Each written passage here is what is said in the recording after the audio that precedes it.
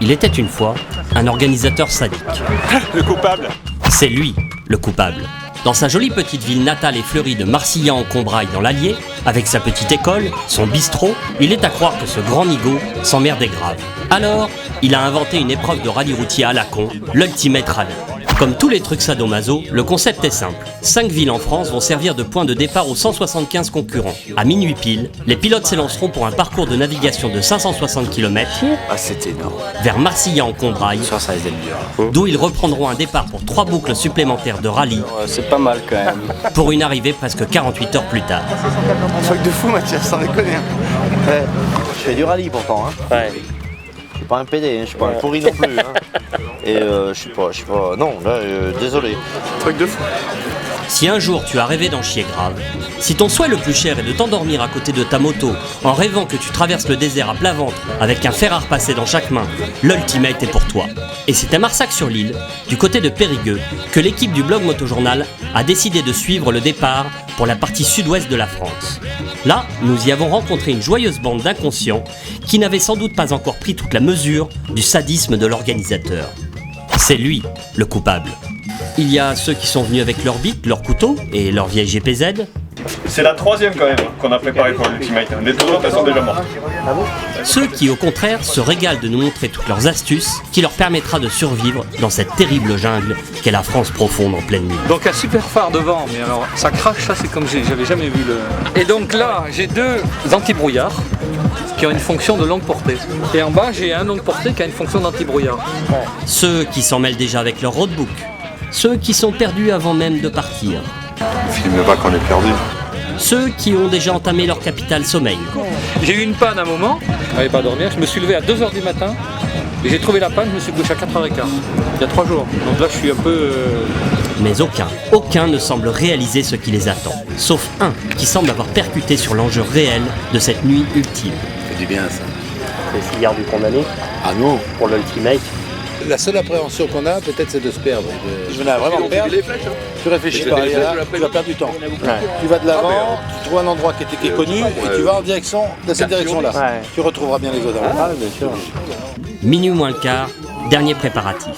Première station ? Ouais. J'ai 2 litres. On change sinon là-bas. Minuit, premier départ.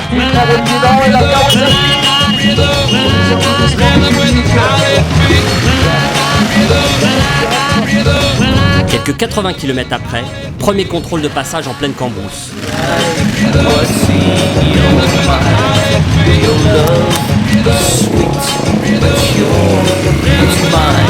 Les nombreux changements de cap désorientent et inquiètent.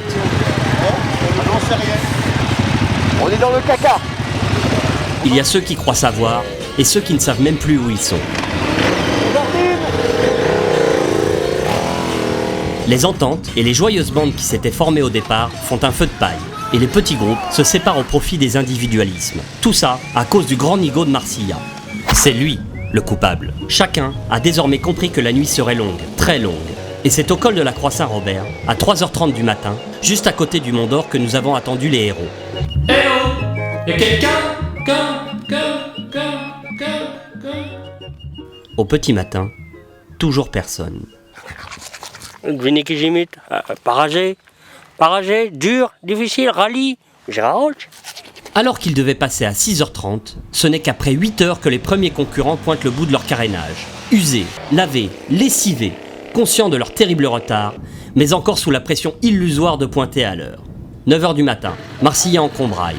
Après 10 heures de navigation, les premiers rescapés rallient enfin l'arrivée. Les gueules sont mâchées, minées, détruites, et tous témoignent de leur terrible nuit. Patrick Curtat, un dur à cuire du rallye. C'était l'enfer. Ah, pareil. Et en plus, moi, je vais te dire, ça, tomber en panne, c'est tout au pif les kilomètres. Tout au pif. Va évaluer 1,4 km, 2,5 km, tout. Wilfried Talonne. Il manquait un bout de route, on a fait un détour de 30 bornes, je te dis pas. Quoi. Michel Bonneau, un vrai routard. Un truc de fou, Mathias, sans déconner. Ouais. Je fume un paquet de cigarettes, j'ai fumé 2 cigarettes en 12 heures. Je me suis même pas arrêté. Étienne Godard, qui prend au passage un nouveau coup sur la calebasse. On avait 3 CP. 2. Coucou, au revoir. c'est du grand classique, je me fais plaisir. Non, mais c'est vrai. Devant la difficulté, certains abandonnent, comme Jean-Michel Gautreau. Non, je pensais pas abandonner, mais bon. Oh, tu te laisses même pas une chance là, c'est fait, Je c'est. me suis pas fait plaisir. Quoi. C'est depuis le départ d'Avignon jusqu'à. T'as subi. Ouais, j'ai subi. D'autres ont déjà remballé le matériel. C'est aussi et toutefois l'heure de faire les comptes entre les authentiques, ceux qui auront parcouru tout le parcours de liaison, et les quelques renards qui auront su tirer parti de l'absence de contrôle de passage et auront préféré couper le fromage pour ne pas être mis hors course à partir d'une heure de retard. J'ai fait premier brio de machin, et après j'ai taillé, je suis venu ici, j'ai dit bon, s'il y a un CP, bah tant pis. Oh, on ne les voyait plus dans la brouillard. C'était dans le brouillard. Prendre coup d'air. Martin d'Avignon. Face à ceux qui ont tenté leur chance, la révolte gronde. On nous a conseillé, de toute façon, si vous arrivez une demi-heure en labour, vous êtes exclu. Et ben s'il y a 2 ou 3 CP, ben, vous passez 3, 6, 9, ça fait que 9 minutes, vous y allez directement. Bah oui. Eh ben ouais, c'est pas le but du jeu. Malgré un clair manque de contrôle de passage, malgré une moyenne horaire jugée intenable, la qualité du parcours et la sensation d'être de toute façon venu pour en chier fait que le couvercle de la cocotte minute reste bien en place. L'ensemble des concurrents se prépare à une nouvelle journée complète de moto. On met le nouveau roadbook en place, on bichonne comme on peut les motos, on prépare ce qui peut être préparé, on tente de regagner un sommeil pourtant perdu à tout jamais. 11h du mat, c'est reparti pour 250 km de navigation et 3 spéciales. Première spéciale du côté du bois des Crozes. Les Survivors ont encore la force de penser au chrono.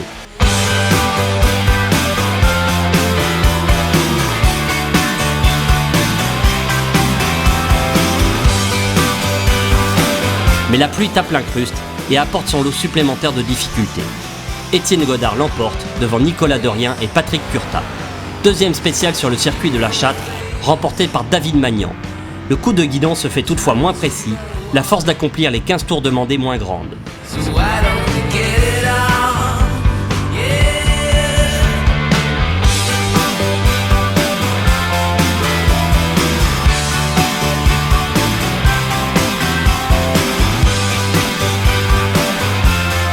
On dort debout ou allongé, au choix. On abandonne alors qu'on avait fait le plus dur. Tu as bâché. Donc je pense que je vais rentrer sagement.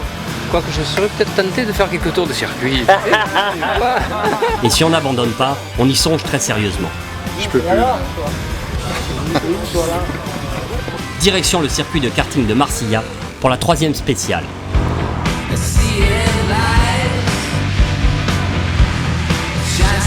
Quand tous ne semblent plus avoir la force de se marrer ou même d'apprécier ce qu'ils vivent, Wilfried Talon et son monoyam envoient du lourd et remportent la spéciale.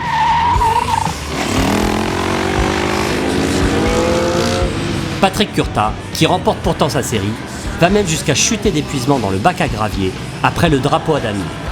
Pourtant, ce n'est ni l'heure de se coucher, pas plus que celle de dormir. Pour les 42 concurrents qui ont survécu à ces 23 heures de moto consécutives, il leur reste à accomplir une boucle de nuit de 160 km, ponctuée par une spéciale. Allez, une, deux, les troufions. Direction le parcours de santé et la marche de nuit. Tels des hiboux tirés en pleine journée de leur sommeil, les concurrents errent en pleine nuit, effectuent presque machinalement la spéciale, sous les encouragements de quelques insomniaques marcillatois.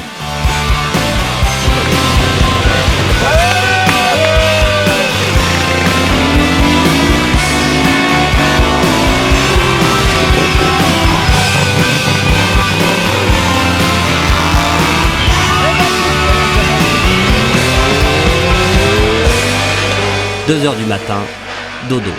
Enfin. Tout ça, toujours et encore, à cause du grand nigo de Marcilla. Le lendemain matin, on remet les pendules à l'heure. Pour la beauté du sport, tous les concurrents mis hors course la veille peuvent rejoindre cette ultime boucle. 350 bornes et 4 spéciales dans lesquelles vont s'élancer les 42 survivants de la veille, plus 43 autres mazos qui en réclament encore. Je trouvais ça un peu léger le programme. Alors, tu sais, on va remettre une petite couche.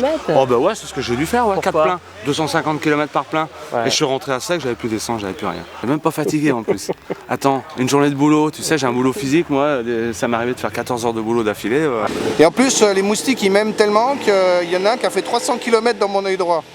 Fatigués, mais pas dégoûtés les gars de l'Ultimate. Dans les spéciales, chacun se bat finalement contre lui-même.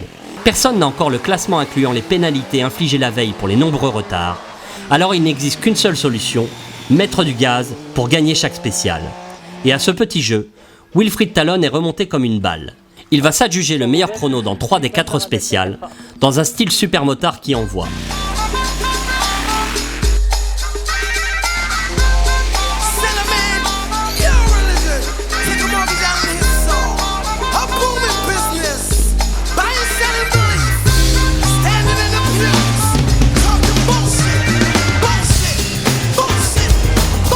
À 22h30, heure de remise des prix, presque 48 heures après le départ, le coupable ne sera ni ligoté, ni bâillonné au pied d'un grand chêne. Il sera remercié, voire adulé par ses victimes. L'organisateur Patrick Bournissen a osé faire quelque chose d'extrême. Il y a encore des petites choses à revoir, mais c'est une belle épreuve. Et à vrai dire, 15 km là avant l'arrivée, je pensais à brûler la moto même. Avis un peu plus mélangé de Nicolas Dorien qui termine pourtant deuxième. Je pense qu'il y a encore des bonnes choses à voir pour que le rallye soit un petit peu au point.